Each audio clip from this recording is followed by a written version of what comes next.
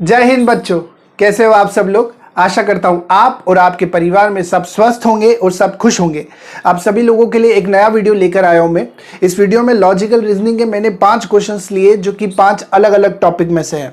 इन सभी क्वेश्चंस का लेवल बहुत अच्छा है और ये जो क्वेश्चंस मैं ले रहा हूँ ये आने वाली एग्जाम जैसे कि रेलवे, एनटीपीसी, ग्रुप डी, इसके लिए बहुत इंपॉर्टेंट है। और आप सभी लोगों को पता है कि रेलवे की डेट्स एग्जाम की डिक्लेयर हो गई है, दिसंबर से इसकी एग्जाम शुरू हो जाएगी। तो आप सभी लोगों से यही निवेदन है कि आप मेरे वीडियो डेली देखें। अगर आप चैनल पर नए हैं तो प्लीज सब्सक्राइब कीजिए, वीडियो को लाइक कीजिए और अपने दोस्तों के साथ शेयर कीजिए। ज्यादा विलंब न करते हुए अपन चलते हैं अपने क्वेश्चन की तरफ। ये रहा पहला क्वेश्चन आपके सामने।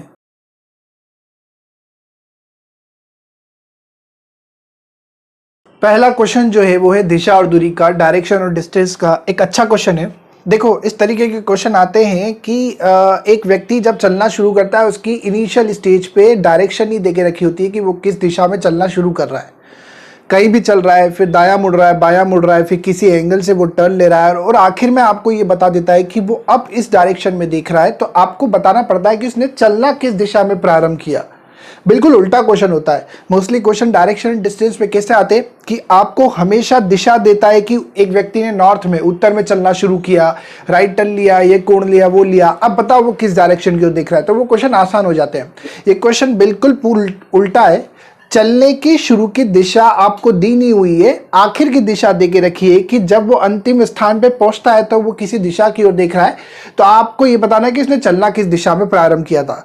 बिल्कुल सरल तरीके से समझेंगे कि करना क्या है। देखो, सबसे पहली चीज, आपको सारी दिशा तो पता ही है, फिर भी मैं एक बेसिक बना देता हूं। सबसे ऊपर वाली दिशा होती है उत्तर नॉर्थ, इसको बोलते हैं दक्षिण साउथ। ये होती है पूर्व ईस्ट, ये होती है वेस्ट पश्चिम। इन दोनों के बीच में होती है नॉर्थ ईस्ट, इन दोनों के बीच में होती है नॉर्थ वेस्ट उत्तर पश्चिम, और इन दोनों के बीच में साउथ वेस्ट, और इन दोनों के बीच में साउथ ईस्ट। ठीक है, इतना आपको पता होगा कि जो बीच की डायरेक्शन होती है वो हमेशा वर्टिकल डायरेक्शन के ऊपर नाम होता है उनका।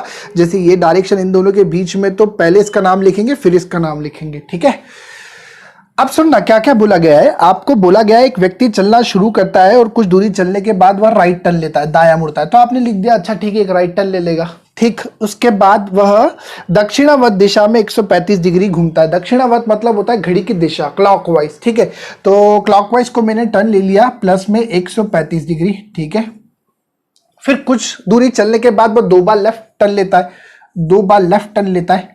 ठीक है, फिर वो रुक जाता है और अंत में वो किस दिशा की ओर दिख रहा है। यदि वो दक्षिण पूर्व दिशा की ओर दिख रहा है, मतलब यहां दिख रहा है, तो उसने चलना किस दिशा में प्रारंभ किया था।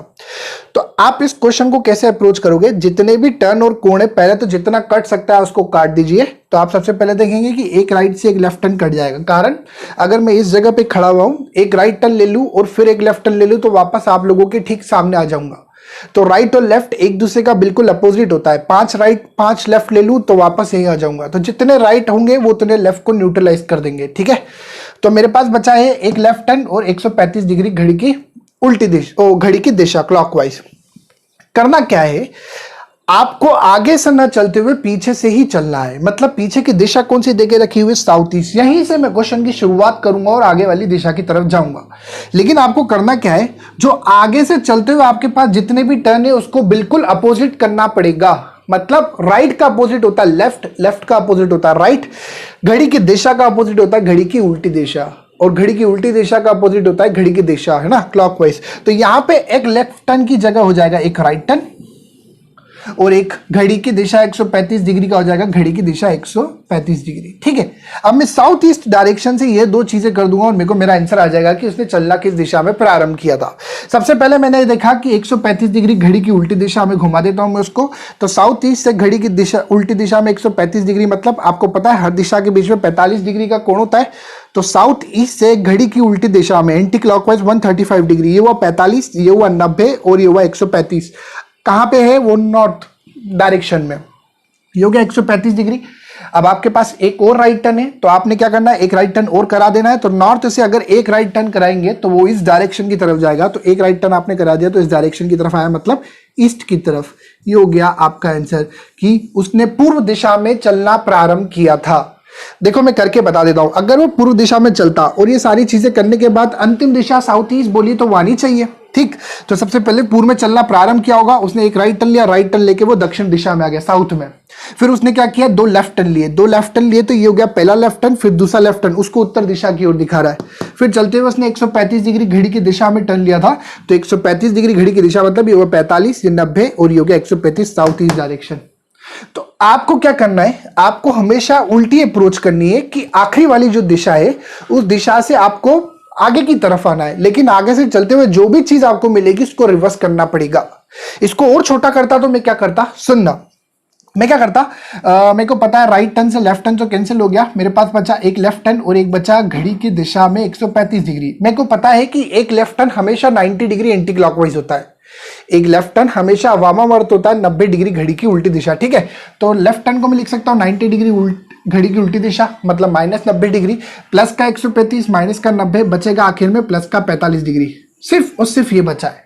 तो आगे से चलते हुए उसने सिर्फ और सिर्फ 45 डिग्री का कोण टर्न लिया है, लेकिन मैं तो पीछे से आ रहा हूं क्योंकि मैं अप्रोच पीछे से कर रहा हूं, तो इस 45 डिग्री घड़ी की दिशा को मेरे को क्या करना पड़ेगा, 45 डिग्री घड़ी की उल्टी दिशा, और मेरा आंसर आ जाएगा। तो अंत में वो था साउथ ईस्ट डायरेक्शन में, यहां से 45 डिग्री घड़ी की उल्टी दिशा अगर मैं घुमाऊंगा तो साउथ ईस्ट से 45 डिग्री घड़ी की उल्टी दिशा मतलब वो आ गया पूर्व में, आंसर यही आ गया ईस्ट, ठीक है। तो आप एक बात ध्यान रखना, राइट टर्न मतलब दायां टर्न मतलब 90 डिग्री घड़ी की दिशा, और एक लेफ्ट टर्न एक बायां टर्न मतलब 90 डिग्री घड़ी की उल्टी दिशा, ठीक। तो कभी भी अभी इस तरीके का क्वेश्चन आए जिसमें चलते समय उसकी दिशा ना देके रखे लेकिन अंतिम दिशा देके रखें, तो सबसे पहले न्यूट्रलाइज कर दो आगे से चलते हुए जितने कोण और टर्न आ रहे हैं, और आखिर में जो बचेगा उसको रिवर्स कर लो और आखिरी वाली दिशा से चलना शुरू करो, पहले वाली दिशा आपकी आ जाएगी। ये था पहला क्वेश्चन। चलते हैं दूसरे क्वेश्चन की तरफ।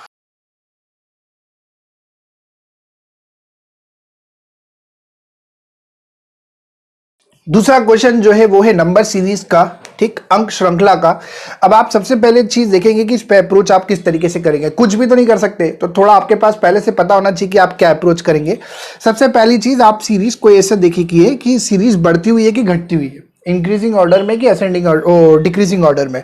अब मेरे को दिख रहा है कि ये सीरीज जो है बढ़ती हुई है, असेंडिंग ऑर्डर में, इंक्रीजिंग ऑर्डर में है, तो ये सीरीज या तो प्लस के ऊपर होगी या इनटू के ऊपर, या दोनों के कॉम्बिनेशन पे भी हो सकती है। तो सबसे पहली चीज देखूंगा, अगर सीरीज में गैप जो होता है नंबरों के बीच में वो थोड़ा ही होता है तो वो सीरीज मेनली प्लस के ऊपर ही होती है, ठीक। जैसे 5 से 12, 12 से 52, फिर इसी तरीके से धीरे धीरे अगर बढ़ती, 52 के बाद 100 के आसपास आ जाता, फिर 150, 250 सा कुछ आता, तो वो सीरीज धीरे धीरे बढ़ती तो वो प्लस पे होती। लेकिन आप देखेंगे शुरुआत 5 पे हो रहा है लेकिन अंत 1536 पे, तो इंटू तो यूज हो रहा है।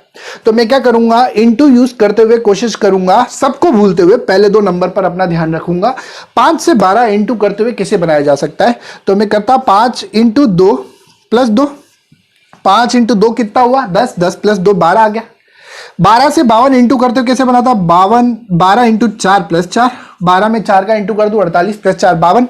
और इसी तरीके से पैटर्न मेरे को दिख रहा है, इंटू 2 प्लस 2 इंटू 4 प्लस 4, तो इसे में ये होता है into 6 minus plus 6 into 6 plus 6, कौन सा 52 में इंटू 6 करेंगे फिर प्लस 6, 52 में इंटू 6 करेंगे तो आएगा 312 प्लस 6 318। पैटर्न फेल हो गया, मतलब वो वाला पैटर्न तो नहीं लग रहा, ठीक है, मगर इंटू तो अभी भी लगेगा। तो मैं अब इंटू से सोचता हूं कि कुछ और कर सकता हूं क्या, तो फिर मैं अब देखता कि इंटू करते हुए देखूंगा 5 से 12 कैसे बनेगा। तो मैं देखूंगा, अच्छा 5 में मैं 3 का इंटू कर दूं, 15 माइनस 3 कर दूं तो कितना आता है 12, है ना, ठीक। इसी तरीके से 12 में अगर मैं इंटू 4 कर दूं 48 प्लस 4 कितना होता है 52। पैटर्न अभी भी नहीं पता लेकिन मैं देख रहा हूं, एक बार इंटू कर रहा है, एक बार माइनस कर रहा है, एक बार प्लस कर रहा है, तो इसी पैटर्न के हिसाब से इंटू 3 माइनस 3 इंटू 4 प्लस 4। तो अब यहां पे करूंगा मैं इंटू 5 प्लस माइनस 5, तो 52 में अगर मैं इंटू 5 करके माइनस 5 करूं, 52 में इंटू 5 करूंगा 260, माइनस 5 करूंगा तो बिल्कुल 255 आ रहा है। और इसी पैटर्न को फॉलो करते हुए मैं 255 में इंटू 6 प्लस 6 जब करूंगा तो बिल्कुल 1536 ही आएगा। तो पैटर्न को फॉलो करते हुए into 3 minus 3 into 4 plus 4 into 5 minus 5 into 6 plus 6, तो इंटू 7 माइनस 7, तो 1536 में पहले तो आप इंटू 7 कर दो,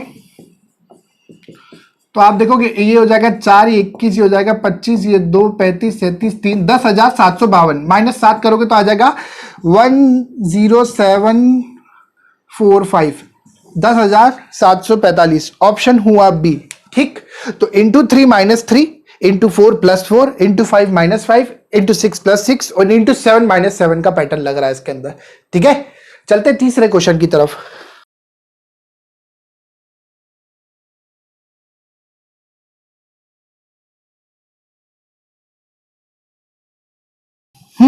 अगला क्वेश्चन एक घड़ी का अच्छा क्वेश्चन है। इस क्वेश्चन को समझने से पहले लेकिन एक चीज मैं आपको बताता हूं, जो चीजें इंपॉर्टेंट है पहले उसको मैं बताता जाता हूं। इसमें एक फॉर्मूला लगेगा, सिंपल फॉर्मूले से क्वेश्चन सॉल्व हो जाएगा, लेकिन उस फॉर्मूले में कुछ चीजें यूज होगी, उसका मतलब आपको पता होना चाहिए। सबसे पहली चीज आपको यह पता होना चाहिए कि एक घड़ी में, एक नॉर्मल घड़ी में, एक सही घड़ी में जो बिल्कुल करेक्ट चल रही है, उसमें घड़ी के कांटे कितने अंतराल के बाद एक दूसरे से मिलते हैं। मतलब आपको पता है कि घड़ी के दोनों कांटे 12 बजे एक दूसरे के ठीक ऊपर होते हैं, फिर मिनट का कांटा आगे की तरफ जाता है, घंटे का कांटा भी आगे की तरफ जाता है, कुछ देर बाद 1 बजती है तो मिनट का कांटा 12 पे होता है, घंटे का कांटा 1 पे होता है। लेकिन 1 बज के समथिंग 6 मिनट के आसपास घड़ी के कांटे वापस एक दूसरे के ऊपर आते हैं। सेम ऐसा 2 से 3 के बीच में भी होता है, सेम ऐसा 3 से 4 के बीच में भी होता है, सेम ऐसा 4 से 5 के बीच में भी होता है। तो ये सही घड़ी में जो ये अंतराल होता है, ये जो इंटरवल होता है कि कांटों के मिलने का समय, ये होता है हमेशा फिक्स, हमेशा फिक्स। और ये होता है 65 5/11 मिनट। ये आपको याद रखना है, इस पे बहुत सारे क्वेश्चन आते हैं कि एक सही में घड़ी में घड़ी के दोनों कांटे इतने अंतराल के बाद एक दूसरे से मिलते हैं।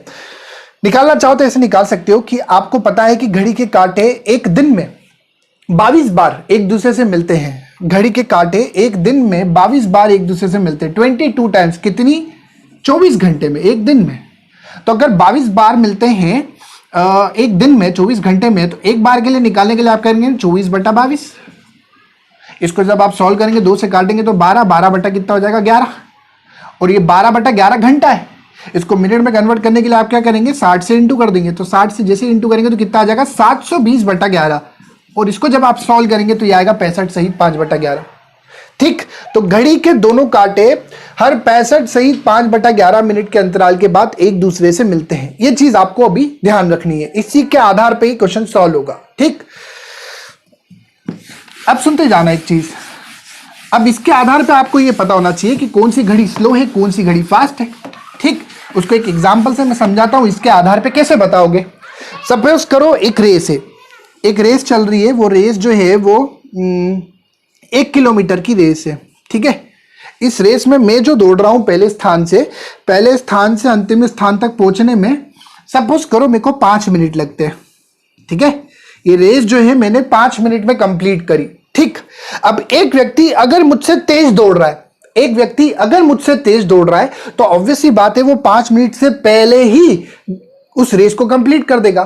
तो जो भी व्यक्ति 5 मिनट से कम समय लेगा, 4 minute, 4.5 minute, 3.5 minute, 4.5 minute, 4 minute 40 second, 5 minute से जो भी व्यक्ति कम समय लेगा इस रेस को कंप्लीट करने में, वो व्यक्ति हो जाएगा फास्ट। ठीक है, और जो व्यक्ति इस 5 मिनट से ज्यादा समय लेगा इस रेस को कंप्लीट करने के लिए, वो कैसा हो जाएगा? सुस्त, वो हो जाएगा स्लो। तो घड़ी में भी ऐसा ही होता है। एक सही घड़ी में घड़ी के दोनों कांटे इतनी देर बाद मिलते हैं, लेकिन घड़ी असल से ज्यादा चल रही है, असल से ज्यादा तेज चल रही है, तो ऐसी स्थिति में उसके कांटे तय समय से पहले ही मिल जाते हैं। कैसे? मैं इस रेस को 5 मिनट में कंप्लीट कर रहा हूं, लेकिन एक व्यक्ति मुझसे तेज दौड़ रहा है तो वो उस रेस को 4 मिनट में कंप्लीट कर सकता है, 4.5 में, 4:40 में। बस इतनी शर्त है कि वो मुझसे कम समय लेगा। तो एक तेज घड़ी हमेशा 65 5/11 मिनट से कम समय लेगी कांटे मिलने के लिए, और इससे अगर ज्यादा समय ले लेती है घड़ी कांटे मिलने के लिए, तो वो घड़ी कैसी हो जाएगी? सुस्त, स्लो। तो आप सिर्फ समय देख के बता सकते हो कि घड़ी स्लो है या फास्ट। जैसे कि मैं बोलूं एक घड़ी जिसके कांटे हर 60 मिनट में मिलते हैं, इससे कम हुआ, कम समय ले रहे, मतलब घड़ी हो गई फास्ट। एक घड़ी जिसके दोनों कांटे 67 मिनट लेते हैं मिलने के लिए, वो ज्यादा समय ले रही है, इससे तो घड़ी हो जाएगी स्लो। जैसे क्वेश्चन में क्या बोला है, एक घड़ी जिसके दोनों कांटे हर 70 मिनट में मिलते हैं, 70। तो इतना तो मैंने देख लिया कि अच्छा ये घड़ी असल घड़ी से ज्यादा समय ले रही है कांटे मिलने के लिए, तो ये घड़ी कैसी हो जाएगी? सुस्त हो जाएगी, हो जाएगी स्लो। तो इतना तो मेरे को पता चल गया। अब ये घड़ी स्लो है, तो ये स्लो घड़ी असल में आखिर में कम चलेगी, लेकिन कितना कम चलेगी वो ही मेरे को बताना है। अब सिंपल फॉर्मूले पे मैं आता हूं। तो सिंपल सी बात आप इतनी ध्यान रखना, कांटों के मिलने का समय, कांटों के मिलने का समय x मान लिया मैंने, जैसे अगर वो 65 से ही 5/11 मिनट से ज्यादा होता है, 65 5/11 से ज्यादा होता है, तो वो घड़ी हो जाती है स्लो, जैसे अपने केस में जो कि बोल के रखा है 70 मिनट में मिल रहा है, ठीक। और वही x की वैल्यू अगर 65 5/11 मिनट से कम हो जाती है तो वो घड़ी कैसी हो जाती है? फास्ट, क्योंकि असल से पहले ही मिल गई। जब तक घड़ी के कांटे असल घड़ी में मिले, इससे पहले तेज घड़ी में मिल चुके, तो वो घड़ी हो जाएगी फास्ट। अब इसका एक फॉर्मूला होता है सिंपल सा, t इंटू 60, ठीक है, x माइनस 65 5/11 अपॉन में x। अब ये x क्या है? x है कांटों के मिलने का समय, जो कि मेरे क्वेश्चन में कितना देके रखा है? 70 मिनट। कांटों के मिलने का समय 70 मिनट, ठीक। और t मतलब कुल समय होता है। जैसे बोला एक घड़ी एक दिन में कितना कम या ज्यादा चली, how much does the clock gain और लूज पर डे, एक दिन, तो t की वैल्यू हो जाएगी 24 घंटे। सब चीजों को पुट करो, यहां से आपका आंसर आ जाएगा। t की वैल्यू जैसे ही मैंने 24 पुट करी, 24 इंटू 60, ठीक है। x की वैल्यू मैं यहां पे पुट करूंगा 70, दोनों को तोड़ दूंगा, 65 प्लस 5/11 लिख सकता हूं, या इसको मैं लिख सकता हूं 720/11, और अपॉन में 70 तो पहले से ही है क्योंकि अपॉन में x है। इसको जब मैं सॉल्व करूंगा, 0 से इसको सॉल्व कर लूंगा, 24 इंटू 6 हो जाएगा कितना? 144, और इसको सॉल्व करूंगा तो 11 इंटू 70 हो जाएगा 770, माइनस 720 अपॉन में 11, इसको सॉल्व करूंगा तो आएगा 50/11, 50/11 नीचे पहले ही 7 है, ठीक है। इसको आगे सॉल्व कर रहा हूं, थोड़ा ध्यान से देखते जाना, ठीक।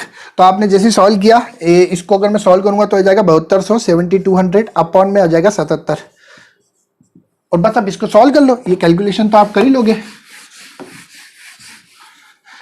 7200 77 से डिवाइड किया, 77 टेंजा हो जाएगा 770, जो कि पार हो जाएगा। तो मैं 9 टाइम्स करूंगा तो कितना आ जाएगा?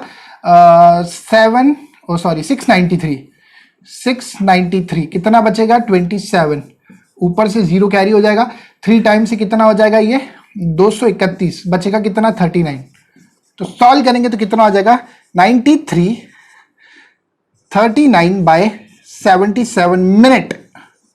मिनट, ठीक है। इतना घड़ी जो है कम चलेगी, इतना घड़ी कम चलेगी, तो आंसर हो जाएगा आपका ऑप्शन सी। अब सुनना, मेरे को कैसे पता चला इतना घड़ी कम चलेगी? कारण ये कि ये घड़ी जो है मेरी असल घड़ी से स्लो चल रही है। 24 घंटे में जब मेरी घड़ी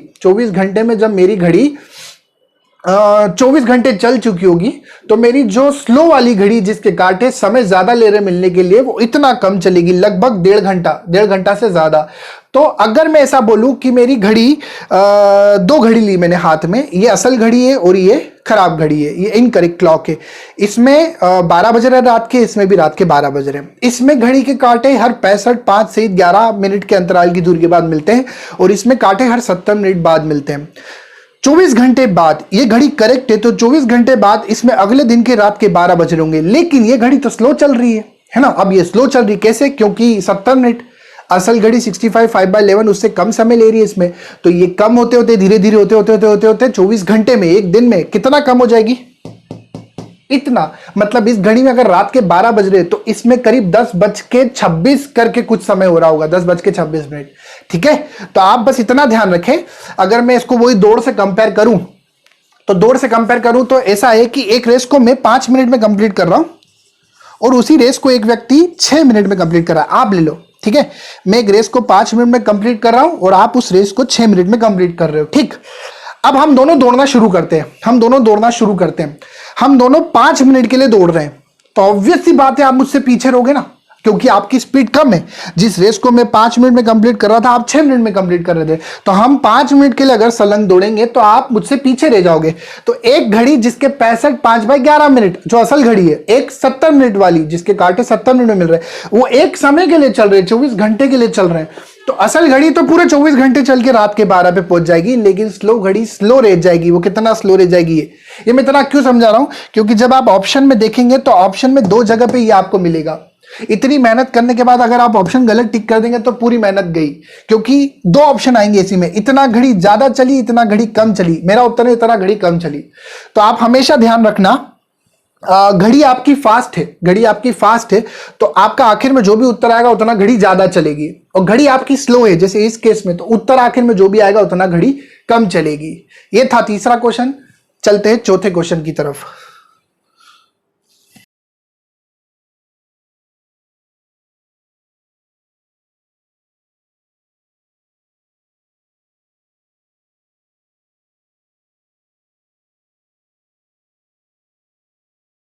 ये है आपका चौथा क्वेश्चन। सिंपल क्वेश्चन है। आप हमेशा इस तरीके के क्वेश्चन में जिसमें बॉक्स बना हो, तीन वर्टिकल आपकी कॉलम और रोज हो, तो इसमें आपका जो लॉजिक लगता है या तो वो हॉरिजॉन्टल जाते हुए लगेगा या वर्टिकल जाते हुए लगेगा। जैसे कि मैं अगर इसमें देखूँ तो इसमें सिंपल हॉरिजॉन्टल लग रहा है। मैं देखूंगा कि 6 और 8 14 प्लस 2 16, ये लॉजिक इसमें लग रहा है। 9 6 15 प्लस 3, नहीं ऊपर 2 प्लस क्या था, यहाँ 3, तो यहाँ पे 4 करूँ तो 12 प्लस 7 कितना होता है, 12 7 19 प्लस 4 23। ऑप्शन में नहीं है तो ये तो हो गया गलत। दूसरा ऑप्शन देखूंगा कि भैया इसको मैं इंटू करके देखूँ तो 6 इंटू 8 कितना होता है 48। 48 का 3 से भाग करूँ तो होता है कितना 16। कैसे, 6 इंटू 8 किया डिवाइड बाई 3 कितना हो जाएगा 16। सेम यहाँ पे 9 इंटू 6, 9 इंटू 6 54 डिवाइड बाई 3 करा तो कितना आ गया 18। तो यही लॉजिक है इसके अंदर सिंपल सा। तो 12 इंटू 7, 12 इंटू 7 हो जाएगा आपका। इसको अगर सीधा 12 को मैं 3 से डिवाइड कर दूं कितना आ जाएगा, तो 4, 4 इंटू 7 कितना हो जाएगा 28। क्या ये ऑप्शन में है? अगर ये ऑप्शन में मिलता है तो ठीक ठीक करो, नहीं तो आगे दूसरा लॉजिक लगाना पड़ेगा। आपको दिख रहा है सिंपल, हाँ ए ऑप्शन में 28 आपको दिख रहा है, ये लग गया। तो आप हमेशा देखना कि चलते समय आखिर वाली संख्या ये वाली बड़ी है या नीचे वाली बड़ी है। अगर उधर वाली बड़ी तो ऐसे लॉजिक लगाना आप हमेशा, और अगर नीचे वाली संख्या बड़ी है तो ऐसे लगाना। लेकिन अगर आप देखो कि ऊपर और नीचे छोटी छोटी संख्या बीच में बड़ी है तो उन दोनों को, ऊपर नीचे वालों को यूज करते हुए बीच वाला बनाना। और अगर ये छोटी है ये भी छोटी है, बीच वाले बड़े, तो इन दोनों को यूज करके बीच वाला बनाने की कोशिश करना। ठीक है, और सभी छोटे छोटे हैं तो उसके बाद हर कोई रो का एक अलग लॉजिक होगा कि इन सबको जोड़ने पे क्या आ रहा है, इन सबको जोड़ने पे क्या आ रहा है, इन सबको जोड़ने पे क्या आ रहा है, ऐसा लॉजिक देखना। ठीक है, ये था आपका क्वेश्चन 4। चलते 5 की तरफ।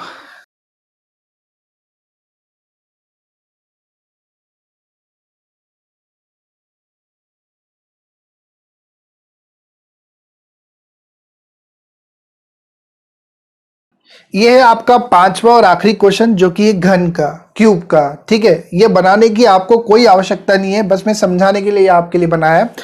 बोला क्या गया है, एक बड़ा घन, एक बड़ा क्यूब है जिसकी एज जो है 18 सेंटीमीटर की है।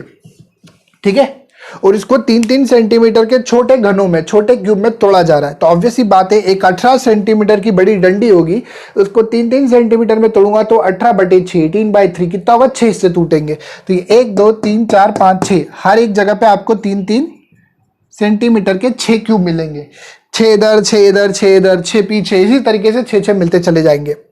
आपको क्वेश्चन में यह पूछा गया है कि केंद्रीय घनों की संख्या कितनी होगी। केंद्रीय घन वो घन होते हैं, सेंट्रल क्यूब वो क्यूब होते हैं जिनकी बड़े क्यूब में टूटने से पहले छोटे क्यूब की सिर्फ एक एक सरफेस ही दिखती है, सिर्फ एक एक सतह ही दिखती है।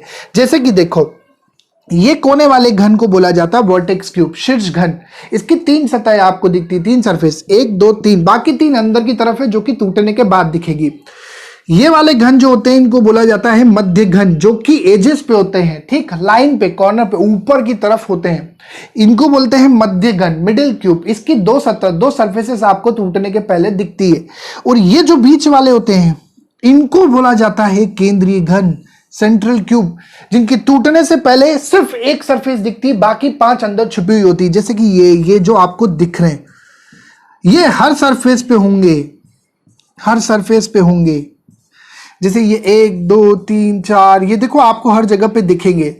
और ये जिनकी सिर्फ एक एक सरफेस दिख रही है, आप बोलोगे ये भी तो है, नहीं ये नहीं, इसके पीछे वाले में एक और सरफेस दिख जाएगी, ये भी नहीं, इसके पीछे दिख जाएगी। तो आप देखेंगे कि आपको ये 4, ये 8 12 16, 16 हर सरफेस पे दिख रही है। और टोटल 6 सरफेस होती है क्यूब की, तो 16 इंटू 6 सीधा आंसर आ गया 96। लेकिन उसके लिए आपको बनाना पड़ेगा, बनाने की जरूरत नहीं है, मैं बताता हूं किस तरीके से निकालोगे। केंद्रीय घनों की संख्या निकालने का एक सिंपल सा फॉर्मूला होता है, वो फॉर्मूला होता है 6n - 2 का होल स्क्वायर। अब आप बोलेंगे एन क्या है, एन बोले तो एन निकालना है आपको। तो सबसे पहले जो बड़ा क्यूब है, बड़ा जो घन है, उसकी एक सतह, उसकी एक एज कितनी है, तो आप बोलोगे वो 18 की है, 18 डिवाइडेड बाय वो जो छोटे छोटे क्यूब, छोटे घन तोड़ रहे हैं, उसकी एक भुजा कितने सेंटीमीटर की, एक एज कितनी है उसकी 3। तो बड़े क्यूब की एज डिवाइडेड बाय छोटे क्यूब की एज, ठीक है, बड़े घन की एक भुजा डिवाइडेड बाय छोटे घन की, तो ये आ जाएगा कितना 6। इसकी वैल्यू पुट कर दो बस यहाँ पे। तो यहाँ पे आपने जैसे पुट करी 6 माइनस 2 का होल स्क्वायर, 6 इंटू 4 का स्क्वायर, ये हो जाएगा कितना 16, 6 इंटू 16 कितना आ जाएगा 96। यही मेरा आंसर है, मैंने यहीं से निकाल दिया था कि हर जगह पे मेरे को कितनी दिख रही है, 16 दिख रही है, टोटल 6 होगी, तो 16 इंटू 6 96। मध्यगन बोलता तो मध्यगन मतलब मैं देखता कि कितने खंबे होते हैं, कितनी एजेस होती है 12, 1 2 3 4, 4 मेरे को दिख रही है, 4 इंटू 12 सीधा 48 आंसर आ जाता। लेकिन सिंपल फॉर्मूला होता है, उससे निकल जाएंगे, तो ये बनाने की कोई आवश्यकता नहीं है। बस इतना ध्यान रखना है कि केंद्रीय घन सेंट्रल क्यूब वो होता है जिसकी टूटने के पहले सिर्फ एक सतह, सिर्फ एक सरफेस दिखती होती है आपको। तो ऐसे टोटल केंद्रीय घन कितने हो जाएंगे 96। तो ये था आपका आज का वीडियो, आशा करता हूं आपको सारी चीजें समझ में आई होगी। तो वीडियो को प्लीज लाइक कीजिएगा, कमेंट करके जो भी आपको समझ में आया हो, जैसा भी लगे कमेंट कीजिएगा, अपने दोस्तों के साथ शेयर करें और प्लीज सब्सक्राइब कीजिएगा और अपना और अपने परिवार वालों का ध्यान रखिए। जय हिंद।